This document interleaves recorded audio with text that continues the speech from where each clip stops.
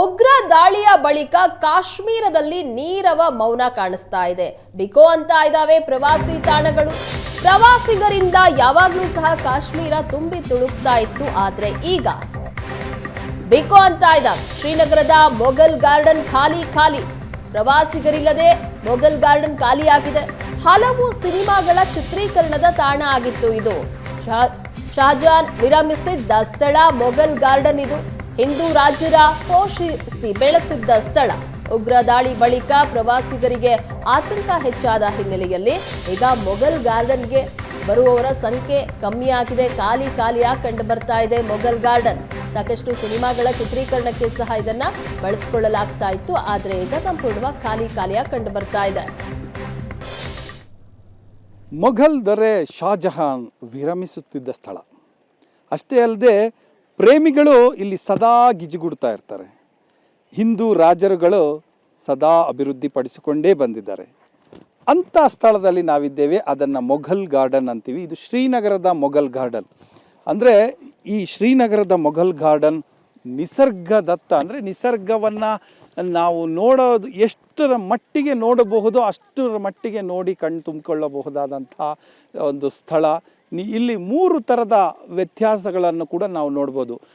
ಬೆಟ್ಟ ಗುಡ್ಡ ಒಂದು ಕಡೆ, ಬೆಟ್ಟದಿಂದ ಕೆಳಗಡೆ ಇಳಿದರೆ ನಿಸರ್ಗದ ಮಡಿಲಲ್ಲಿ ಸುಂದರವಾಗಿ ಆಕೃತಿಯಾಗಿ ನಿಂತಿರುವಂತಹ, ಸುಂದರವಾಗಿ ಅರಳಿರುವಂತಹ ವನ. ಸೊ ಅದೇ ರೀತಿ ನೀವು ಮುಂದಕ್ಕೆ ಹೋದರೆ ಇಲ್ಲಿಂದ ದಾಲ್ ಲೇಕ್ ಕೂಡ ಸಿಗುತ್ತೆ. ಸೊ ಇಂತಹ ಒಂದು ಸುಂದರವಾದಂಥ ಸ್ಥಳ ಈ ಮೊಘಲ್ ಗಾರ್ಡನ್ ಶ್ರೀನಗರದಲ್ಲಿ ಇರುವಂಥದ್ದು. ಇದರ ಇತಿಹಾಸವನ್ನು ನಾವು ನೋಡಿದ್ರೆ ಶಾಜಹಾನ್ ಕಾಲಕ್ಕೆ ಶುರುವಾಗುತ್ತೆ. ಶಾಜಹಾನ್ ತಾಯಿ ನೂರ್ ಜಹಾನ್ ಏನಿದ್ದಾರೆ ಅವರ ತಮ್ಮ ನಿರ್ಮಾಣ ಮಾಡಿದಂಥದ್ದು ಇದು ಅನ್ನುವಂಥ ಪ್ರತೀತಿ ಇದೆ. ಅಂದರೆ ಮಮ್ತಾಜ್ ಏನಿದ್ದಾರೆ ಅವರ ಸಹೋದರ ನಿರ್ಮಾಣ ಮಾಡಿದ್ದು ಅನ್ನುವಂಥದ್ದು. ಅದೇ ಇದರಲ್ಲಿ ಶಾಜಹಾನ್ ಇಲ್ಲಿಗೆ ಬಂದು ಆಗಾಗ ವಿರಮಿಸುತ್ತಿದ್ರು ಅನ್ನುವಂತಹ ಮಾತಿದೆ. ಅಂತ ಈ ಪಹಡಿಯಿಂದ ಬರುವಂಥ ನೀರು ಈಗೇನು ನಾವು ನೋಡ್ತಾ ಇದ್ದೀವಿ ಇದು ರೀಸೈಕಲ್ಡ್ ವಾಟ್ರು. ಇದು ಬೇರೆ ಮಾರ್ಗ ಬದಲಾಗಿದೆ.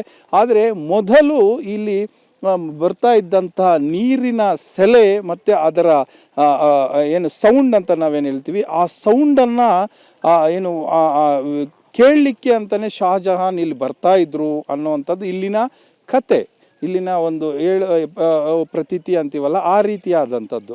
ಸೊ ಅಂತಹ ಒಂದು ಕಥೆಯನ್ನು ಒಳಗೊಂಡಿದೆ. ಆದರೆ ಇದು ತದನಂತರದ ಕಾಲದಲ್ಲಿ ನಿಮಗೆ ಆಫ್ಘನ್ ಕೆಲವು ದೊರೆಗಳು ಬಂದು ಇದನ್ನು ನಾಶ ಮಾಡ್ತಾರೆ. ನಂತರ ಬಂದಂಥವರು ಇದನ್ನು ಅಭಿವೃದ್ಧಿಯನ್ನು ಮಾಡ್ತಾರೆ. ಇದಕ್ಕೆ ಮತ್ತೊಂದು ಟಚ್ ಅಂದರೆ ಸೌಂದರ್ಯೀಕರಣವನ್ನು ಹೆಚ್ಚು ಮಾಡ್ತಾ ಹೋಗ್ತಾರೆ. ಅಂಥ ಸೌಂದರ್ಯೀಕರಣವನ್ನು ಹಂತವಾಗಿ ಬರುತ್ತೆ. ಅದರಲ್ಲೂ ಕೂಡ ಕಾಶ್ಮೀರವನ್ನು ಹಿಂದೂ ರಾಜರುಗಳು ಆಳುವಂಥ ಸಂದರ್ಭದಲ್ಲಿ ಹರಿಸಿಂಗ್ ಮತ್ತು ಅವರ ತಂದೆ ರಂಜಿತ್ ಸಿಂಗ್ ಆಳುವಂಥ ಸಂದರ್ಭದಲ್ಲಿ ಇದರ ಇನ್ನಷ್ಟು ಮಾಡರ್ನೈಸ್ ಅಂದರೆ ಆಧುನೀಕರಣಗೊಳ್ಳುತ್ತೆ. ಅಂದರೆ ಈ ರೀತಿಯಾದಂತಹ ವ್ಯವಸ್ಥೆಗಳು ಬರ್ತವೆ. ಮುಂದೆ ನಿಮಗೆ ಎಂಟ್ರಿ ಪಾಯಿಂಟ್ ಎಲ್ಲವೂ ಕೂಡ ಚೆನ್ನಾಗಿ ಅಂದರೆ ಮಾರ್ಬಲ್ಸ್ ಹಾಕಿ ರೆಡಿ ಮಾಡ್ತಾರೆ. ಸೊ ಅಂತಹ ಒಂದು ಮೊಘಲ್ ಗಾರ್ಡನ್ನಲ್ಲಿ ನಾವಿದ್ದೇವೆ. ಒಂದು ಸಾರಿ ಈ ಮೊಘಲ್ ಗಾರ್ಡನ್ ಒಂದು 15ರಿಂದ 20 ದಿನಗಳು ಅಥವಾ ಒಂದು ತಿಂಗಳಿಂದ ಹೇಗಿತ್ತು ಈಗ ಹೇಗಿದೆ ಅನ್ನುವಂಥದ್ದನ್ನು ನಾವು ಕಲ್ಪನೆ ಮಾಡಿಕೊಳ್ಳಿಕ್ಕೂ ಕೂಡ ಅಸಾಧ್ಯ ಅನಿಸುತ್ತೆ. ಕಾರಣ ಇಷ್ಟೇ, ನಿಮಗೆ ಈ ಘಟನೆ ನಡೆದ ಕೂಡಲೇ ಏನು ಪೆಹಲ್ಗಾವ್ ಘಟನೆ ನಡೆಯುತ್ತೆ. ಆ ಪೆಹಲ್ಗಾವ್ ಘಟನೆ ನಡೆದ ಬಳಿಕ ಇಲ್ಲಿ ಪ್ರವಾಸಿಗರಿಗೆ ಪೂರ್ತಿಯಾಗಿ ಒಂದು ರೀತಿಯಲ್ಲಿ ಏಟು ಕೊಟ್ಟಂತೆ. ಕಾಶ್ಮೀರಕ್ಕೆ ಕಳೆದ ವರ್ಷ ಹೆಚ್ಚು ಕಡಿಮೆ 2.5ರಿಂದ 2.25 ಕೋಟಿ ಜನ ಅಂದರೆ ಪ್ರವಾಸಿಗರು ಇಲ್ಲಿಗೆ ಭೇಟಿ ಕೊಟ್ಟಿದ್ದಾರೆ. ಪೆಹಲ್ಗಾವ್ ದುರಂತ ನಡೆದ ಬಳಿಕ ಇಲ್ಲಿ ಪೂರ್ತಿಯಾಗಿ ಪ್ರವಾಸಿಗರು ಬರುವುದೇ ತುಂಬ ಕಡಿಮೆ ಆಯಿತು. ತುಂಬ ಕಡಿಮೆ ಅಂದರೆ ಯಾವ ಮಟ್ಟಕ್ಕೆ ಅಂದರೆ ಇಂಥ ಮೊಘಲ್ ಗಾರ್ಡನ್ನಲ್ಲಿ 10-15 ಜನ 20 ಜನ ಬರುವಂಥದ್ದಾಯಿತು. ಇಲ್ಲಿ ಸುಮಾರು ಯಾವಾಗ ಬಂದರೂ ಕೂಡ ಹೆಚ್ಚು ಕಡಿಮೆ ಯಾವಾಗನ್ನ ಬನ್ನಿ, ನೀವು ಯಾವುದೇ ಸಮಯದಲ್ಲಿ ಬನ್ನಿ, ಮಿನಿಮಮ್ ಅಂದರೂ 4,000ರಿಂದ 5,000 ಜನ ಆ ರೀತಿ ಇರ್ತಾಯಿದ್ರು. ಅಂತಹ ಸ್ಥಳ ಇದು. ಸೊ ಇದಕ್ಕೆ ಇನ್ನೂ ಒಂದಷ್ಟು ಮೆರುಗು ಕೊಡುವಂಥದ್ದು ಇಲ್ಲಿ ಸಾಕಷ್ಟು ಸಿನಿಮಾಗಳು ಕೂಡ ಚಿತ್ರೀಕರಣ ಆಗ್ತವೆ. ಅದರಲ್ಲೂ ಕೂಡ ನೀವು ನವಂಬರ್ ಡಿಸೆಂಬರ್ ಕಾಲದಲ್ಲಿ ಬಂದರೆ ಸಾಕಷ್ಟು ಇಲ್ಲೇ ಪಕ್ಕದಲ್ಲಿ ಗುಲ್ಮಾರ್ಗ್ ಇರ್ಬೋದು, ಸೋನ್ಮಾರ್ಗ್ ಇರ್ಬೋದು, ಮಂಜು ಹೆಚ್ಚು ನೋಡಲಿಕ್ಕೆ ಸಿಗುತ್ತೆ. ಅಲ್ಲಿ ಆಟಗಳಾಡ್ಬೋದು ಅಂಥದನ್ನು ಅನುಭವಿಸಿ ಬಂದಂತಹ ಜನ ಇಲ್ಲಿ ಕೂತು ರಿಲ್ಯಾಕ್ಸ್ ಆಗಿ ಹೋಗ್ತಾರೆ. ಮತ್ತು ಈವನ್ ಇಲ್ಲಿ ಹಲವಾರು ಚಿತ್ರಗಳು ಕೂಡ ಈ ಒಂದು ಮೊಘಲ್ ಗಾರ್ಡನ್ನಲ್ಲಿ ಚಿತ್ರೀಕರಣಗೊಂಡಿವೆ. ಆದರೆ ಇವತ್ತು ಜನ ಇಲ್ಲ ಅನ್ನುವಂಥದ್ದೇ ಆತಂಕ. ಅದರ ಜೊತೆಗೆ ಆತಂಕ ಇರುವ ಕಾರಣಕ್ಕೆ ಜನ ಬರ್ತಾ ಇಲ್ಲ ಅನ್ನೋದು ಕೂಡ ಸತ್ಯ. ಕ್ಯಾಮ್ರಾ ಪರ್ಸನ್ ಕೈಲಾಶ್ ಜೊತೆ ಡೆಲ್ಲಿ ಮಂಜು, ಏಷ್ಯಾನೆಟ್ ಸುವರ್ಣ ನ್ಯೂಸ್, ಶ್ರೀನಗರ.